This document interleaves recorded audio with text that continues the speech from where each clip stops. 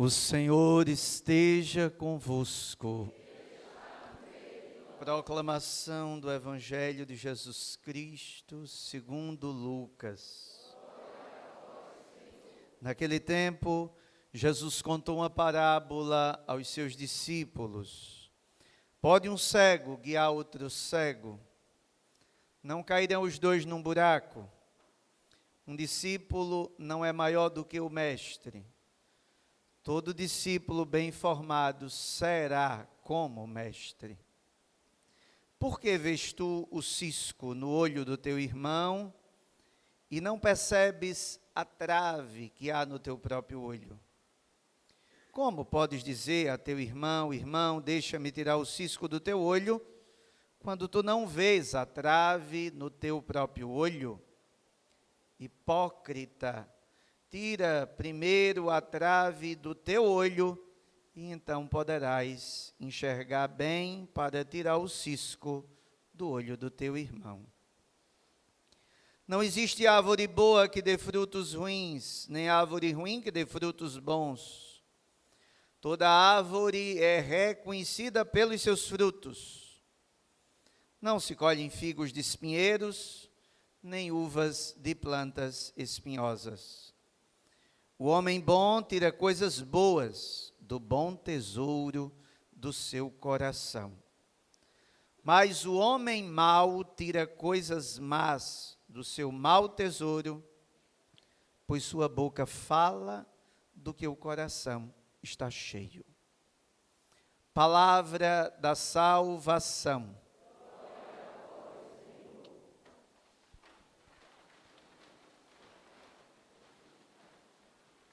Caríssimos irmãos e irmãs, a liturgia do 8º domingo do tempo comum nos apresenta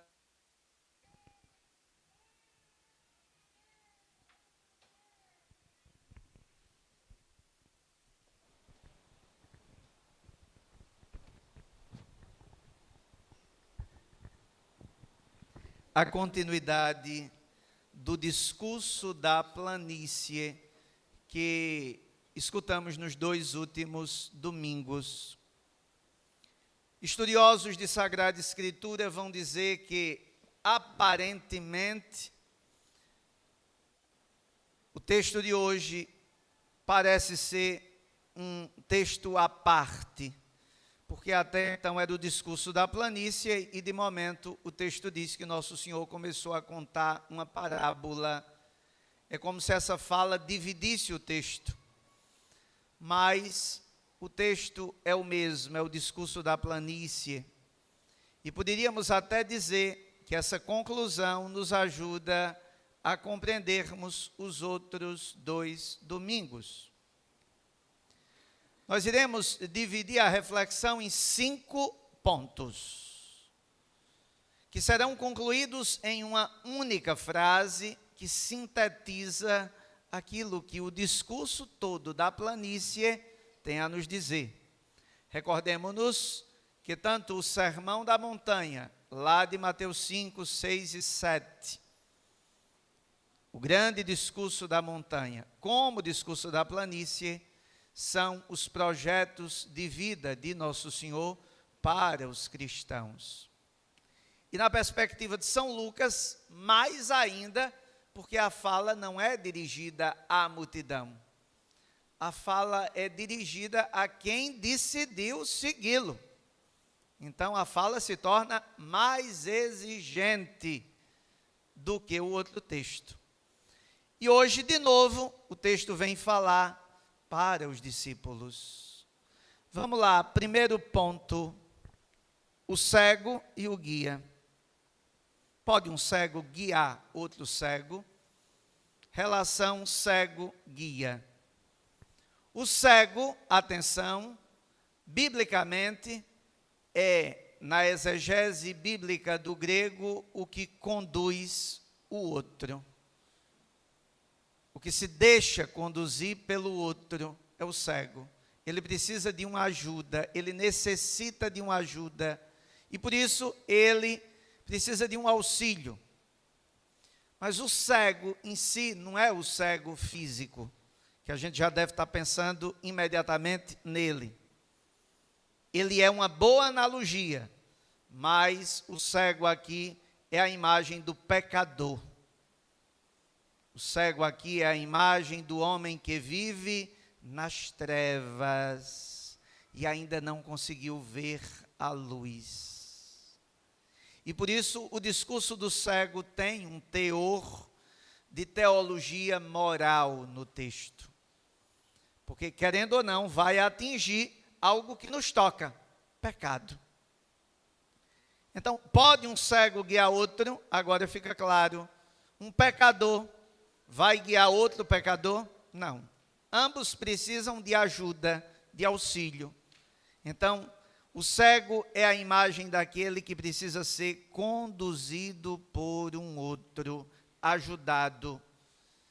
Então, o cego e o guia aqui são imagens de alguém que, guiado por um outro, dá passos. Pode até dar passos sozinho, mas precisa sempre do auxílio, da ajuda de alguém. Essa é a imagem primeira do texto.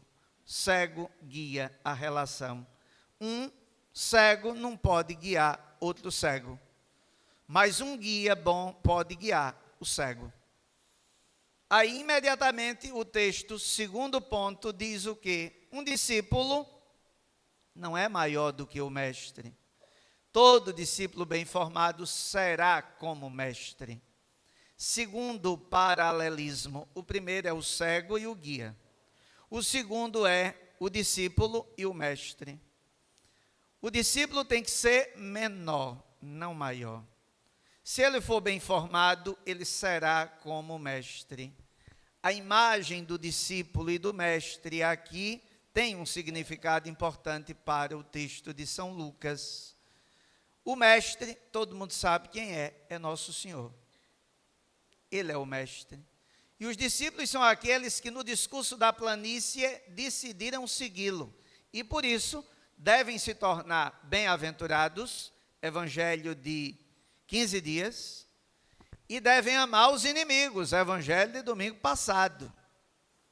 São as condições do discipulado. E hoje, o discípulo, para viver isso, ele precisa ser menor do que o mestre e não maior. Se ele for bem informado, ele vai poder também agir como mestre. É a imagem da igreja futura, que conduzida por Nosso Senhor, vai dar passos, vai crescer e vai ajudar muitos cegos, vai ajudar muita gente, vai ajudar na salvação dos pecadores. Então, prestemos bem atenção. A liturgia de hoje, nos paralelismos, quer fazer um itinerário conosco. Atenção, cego guia, discípulo mestre. Tem alguma coisa a ver cego e guia com discípulo e mestre? Tudo a ver. Os cegos são os discípulos que precisam de um mestre. Se eles forem bem conduzidos pelo mestre, eles conseguirão também serem mestres e ajudarem os outros e guiarem outros. Então, aqui é importante notar a importância da relação do texto. Mas aqui há um detalhe importantíssimo para a gente fazer a passagem.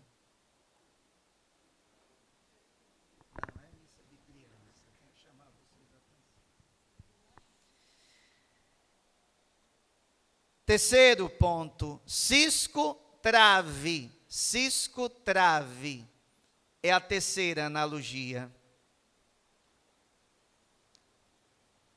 Cisco e trave vão nos dizer o texto: porque vês tu o cisco no olho do teu irmão e não percebes a trave que há no teu próprio olho.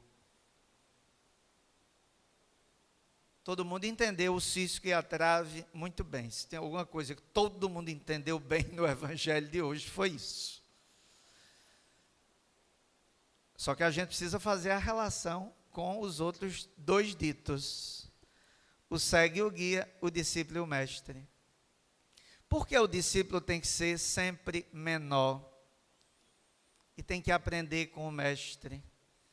Porque ele tem que evitar um risco grande de dois pecados graves, que a gente hoje tem relativizado, e pouca gente confessa, mas deveria começar a botar na lista, sobretudo que a quaresma está chegando e é tempo da gente se converter mais uma vez. Quais são os pecados? 2. O cisco e a trave nos chamam a atenção para o risco de, enquanto discípulos e também cegos que somos, ficarmos olhando o cisco na trave do outro. E isso aqui pode nos levar ao pecado de quê? Da arrogância e da presunção. Dois males cruéis na igreja de hoje: presunção, arrogância. Ou seja, o camarada está com uma trave enorme, mas só consegue olhar o cisco do outro. E quer ser o discípulo, e quer ensinar, e quer guiar o cego quando ele está mais cego. Aqui está o tema da ligação dos ditos. O risco da gente cair, por causa de presunção e arrogância, num buraco. E num buraco profundo, que é o buraco de quê? O de sempre, o do pecado. Por isso, o cisco e a trave também estão unidos ao cego e ao guia, ao discípulo e ao mestre. O mestre não ensinou a gente a ficar olhando o cisco dos outros. Pelo contrário, o ensinamento dele, domingo passado e no outro domingo, no discurso da planície, era totalmente o inverso. Era o discurso da gente arrancar a trave que está no nosso olho. Primeiro arranca a tua trave, depois coloca teu bico, se é que tem que colocar na vida do outro. Mas o que mais tem no cristianismo é gente botando o bico na vida alheia. E se achando o santo, o discípulo, o seguidor, sem enxergar a grande trave que tem à frente do seu olho. Quarto ponto. A árvore boa e ruim. Não existe árvore boa que dê frutos ruins, nem árvore ruim que dê frutos bons. A analogia da árvore aparece agora no texto para nos dizer o quê? Para nos dizer que a árvore nos evangelhos, várias vezes, é a imagem de Nosso Senhor. Basta lembrar de João 15, 1. Eu sou a videira verdadeira, meu pai é o agricultor. Os textos do semeador, do grão de mostarda, as parábolas, em todas há uma analogia sempre com a árvore, que da semente lançada pode se tornar uma árvore frondosa, grande. É a imagem de que devemos estar enraizados em Nosso Senhor Jesus Cristo. E o perigo da gente ficar olhando o cisco alheio é justamente porque a raiz da árvore ainda não está sedimentada em Nosso Senhor. A árvore é a imagem da comunhão. o discípulo precisa estar em comunhão com o mestre e não querer ser maior do que ele. O discípulo precisa se deixar guiar pelo mestre, porque o discípulo é que é cego, é que é pecador. O discípulo precisa sempre pedir o auxílio na comunhão com nosso Senhor para retirar a trave do seu olho, para não cair no buraco. A árvore vem revelar a comunhão. Precisamos estar unidos a Ele para darmos bons frutos. Porque uma árvore boa não dá frutos ruins. O texto é muito claro. Ora, se a árvore está sedimentada em Nosso Senhor, ela tem por obrigação produzir bons frutos. Então, essa é a quarta analogia que está ligada aos outros ditos do Evangelho. A última, tesouro, coração, boca. A boca fala do que o coração está cheio. Nosso Senhor já havia dito nos Evangelhos que o que nos torna impuros não é o que entra, é o que sai. Que o pecado está dentro e não fora. E por isso ele sempre criticou aquilo que criticou também hoje, a hipocrisia. E por isso é importante perceber que é lá no coração que está o caminho para a gente fazer diferente. E aí o coração, o tesouro e a boca tem alguma coisa a ver com os outros ditos? Tudo a ver. Por quê? Porque São Beda, venerável, grande teólogo, vai dizer, no texto de hoje, o coração do homem é a raiz da árvore, ou deve ser a raiz da árvore. Ou seja, quando o coração está alicerçado em Nosso Senhor, ele verdadeiramente produz frutos e ele consegue colocar em prática aquilo que escutou no discurso de Nosso Senhor. Então, feito todo o esquema dos 5 ditos, o que é que ainda precisa ser dito para a gente amarrar com a única frase? No Evangelho de Mateus, se vocês pegarem o Evangelho de Mateus, vocês vão ver textos semelhantes. Mas qual é a diferença? É que nos textos de Mateus, o discurso é contra os fariseus e contra o judaísmo. No texto de São Lucas, as palavras de Nosso Senhor são para quem? Para nós, os discípulos. Aqui está a diferença dos textos. Enquanto Mateus duramente fala da hipocrisia farisaica, Lucas já começa a falar da hipocrisia dos futuros discípulos. Então é um discurso direcionado a nós. Essa é a diferença própria de São Lucas. Então, o Evangelho de hoje está nos convidando a nos reconhecermos cegos. E que precisamos ser conduzidos por um outro, que é o Mestre. E nessa condução seremos discípulos. Mas, na medida em que formos conduzidos por Ele, não podemos ter presunção e arrogância para a gente não se achar e começar a ficar colocando o dedo na vida do outro. E a gente vive um cristianismo de colocar o dedo na vida do outro para dizer, eu estou certo porque faço isso, aquilo e aquilo, e você está errado. Cuidado. Porque é desse discurso que as pessoas externas reconhecem que a árvore parecia boa, mas o fruto é ruim. E com esse fruto ruim, ninguém vai se aproximar de Nosso Senhor por causa do contra-testemunho nosso. E aí o resultado é qual?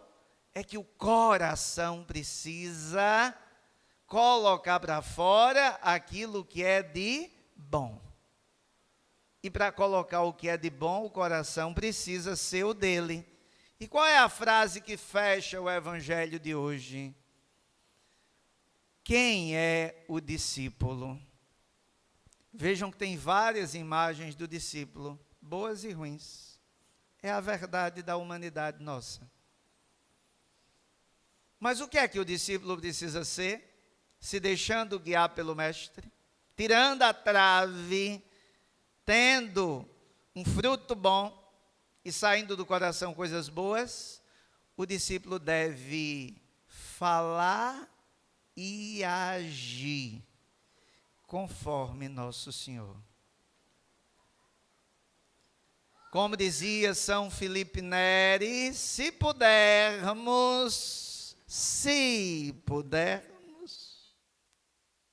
sejamos coerentes entre o falar e o agir. É essa a frase que resume todos os ditos do Evangelho de hoje. E para que isso aconteça, é importante que o nosso coração se transforme. Que maravilha escutar esse Evangelho às vésperas da quarta-feira de cinzas. É um Evangelho que já nos ajuda e nos introduz no santo tempo quaresmal. Por isso, vamos pedir nessa missa, amados irmãos e irmãs, a nosso Senhor, que nos dê a graça da nossa vida cristã não ser aquilo que nosso Senhor duramente criticou no Evangelho de hoje. Hipócrita. É a palavra mais dura de nosso Senhor no Evangelho de hoje. É chamar os seus de hipócritas. Porque se perderam no caminho. Por isso, vamos pedir a nosso Senhor que nos dê um coração como o dele. Para que os frutos sejam bons. Para que a gente não caia nas ciladas e nos buracos que a vida nos oferece cotidianamente. Porque para a gente olhar o cisco, não precisa de muita coisa não, é ligeiro. É num piscar de olhos que a gente já cai no pecado. Por isso precisamos pedir a nosso Senhor que nos dê um coração como o dele, para que a gente possa dar passos e produzirmos bons frutos. Eu vou pedir para o ministério cantar, para a gente concluir a homilia. Eis o que eu venho te dar, eis o que eu ponho no altar. Toma, Senhor, que ele é teu, meu coração não é meu. Vamos ficar em pé e vamos cantar, concluindo a homilia e pedindo a nosso Senhor este coração.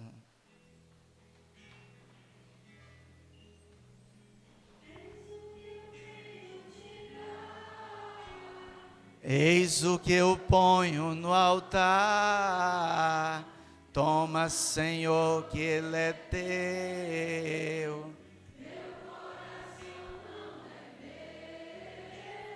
Eis o que eu venho te dar, eis o que eu ponho no altar, toma, Senhor, que ele é teu.